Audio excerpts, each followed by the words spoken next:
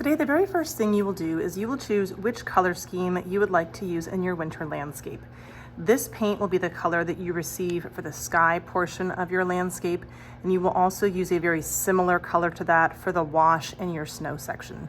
So you're gonna put your name on your paper and then check off which color you would like to use. Next, we're gonna create a foreground, middle ground, and background section for our snow. So to begin, you're gonna draw just kind of a horizontal line near the bottom of your paper. And then you will draw kind of a bit of a hill. So starting maybe about halfway in the space you have left, you're gonna draw kind of a little bit of a curved line that comes almost all the way down but stops. And then you will draw another kind of mountain behind that. So you're gonna start again, maybe about halfway or a little higher than what you already have left. You're gonna come up just a little bit, and then that one is going to end into the other mountainside. Remember, if you do it once and you don't like it, you can always turn it over and do it again. Once you have finished, make sure that your name and class code are on the back. Now it is time to start adding color. So I need to choose an oil pastel that's close in color to what I chose. I chose blue-green. It does not need to be exact. I just want to choose some sort of bluish green color. That will work. And I'm going to trace over all of my pencil lines with my pastel. This does not need to be super dark, just kind of a quick pastel line over each of those pencil lines. And then once you have done that, you just take your finger and kind of slide it across your pastel just to kind of blend it down a little bit and give it a nice texture. First, we're going to work on creating a tint or kind of a watercolor wash in our snow section. Our paper is white. Snow is white, but it usually does have a little bit of color to it based on kind of the conditions of the weather and what the sky looks like. So because I chose blue-green, I'm gonna choose blue-green for watercolor. That in my tray is like this. This goes in the order of the color wheel, so kind of yellow, green, green, blue-green, turquoise, blue, blue violet, violet, and then red violet. You don't want your mountain to be blue or your land to be blue. You want it to be kind of a very, very light value. So you need a lot of water.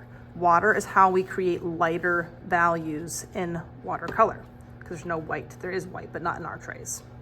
So to begin, I'm gonna take my brush and I wanna get my mountains just very, very wet. This needs to be done really quickly, and notice that I am getting a lot of water. So I'm brushing a little bit and then going back and getting more. You've got to keep it really, really wet. Otherwise, this part does not work very well. It's gonna start to dry a little bit, and that's why you kind of wanna move quick. And you're gonna brush a little bit of water into all of the sections. We will add more, but this kind of just helps to get a very light wash of color. And again, usually I say not to go fast, but today I kind of want you to go fast and make sure that you are refilling that brush. I'm gonna choose the color that I am working with. I'm doing kind of a blue-green, so I'm just gonna dance my brush in that watercolor tray. And I'm gonna put a line of this color right at the top of each land section. So right at the very tippy top. I need to rinse my brush out. I need to get all of that color out. And then with just plain water, I'm going to brush kind of back next to that color to help kind of thin it out and lighten it up. And I'm gonna pull that color kind of down the mountain. So again, I want just a little bit of my color, but I don't want my entire mountain to be super dark blue. So if you feel like it's just too dark, get all that color out of your brush and get a lot of water. And this part also needs to be done kind of quickly. You have to move fast. So again, I get my brush of water.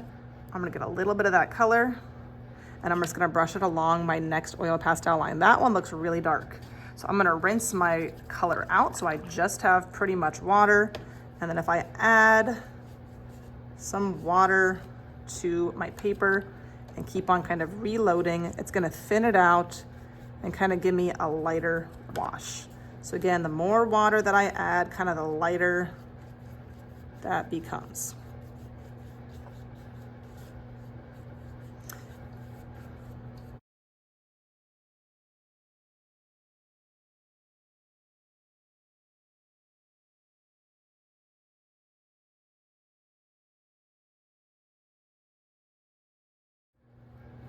The next part is our sky, and for our sky, we want to create a shade. You used watercolor for the snow. For the sky, you're gonna be using tempera paint.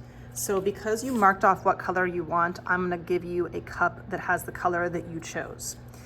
We don't need any water in our brush for this because the paint already has water mixed in. So for this next part, you really do need your brush to be pretty well dried off. So what I would do is just take your brush and really kind of pull it on the edge of your cup to kind of get most of the excess water to fall back off. You are gonna take your tempera paint and you're just gonna use it straight out of the cup to paint about half of your sky. So you're gonna take this and you're gonna follow along the very top edge of your little mountain. If it's getting dry and scratchy, go back and get more. So once you kind of protect those mountains a little bit, then you're gonna just paint about halfway up with the color that you chose. Keeping in mind that these colors will dry a little bit lighter. All right, I want to create a shade. So to create a shade with tempera paint, I need to add black. You are not gonna clean your brush off, so don't worry about getting it wet. You're just gonna take your brush, and just kind of dip a little bit onto your brush. Black is a very strong color, so I always suggest starting with a little. You can always add more. You're gonna take your black and you're gonna mix it into what's in your cup. Make sure you mix it up really good. It should start to look darker. If you feel like it doesn't look much different, then you just might need more black. So I'm gonna test it. That's definitely darker. I'm gonna go ahead and use that to kind of create this next little shade, and I'm gonna blend it over a little bit of what I've already done. I want it to get even darker, so I'm gonna get a little bit more black, mix it in there.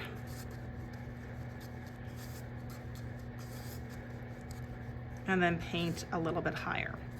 By the time you get to the top of your paper, I actually do want your sky to be pretty much just jet black at the top. So now that I've got kind of some different shades of this blue-green, I'm just gonna use straight black, and there's a little bit of paint in my brush, so it's gonna pull some of that paint out to paint the rest, kind of just this black color.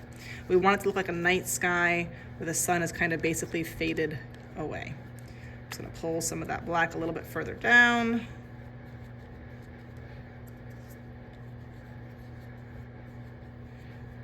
And I have my completed sky.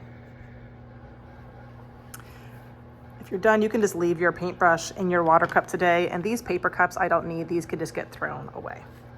And we have kind of our winter scene. We have a shade in the sky, and we also have some tints kind of down in our snowy mountain, and these will be ready for our next details next time.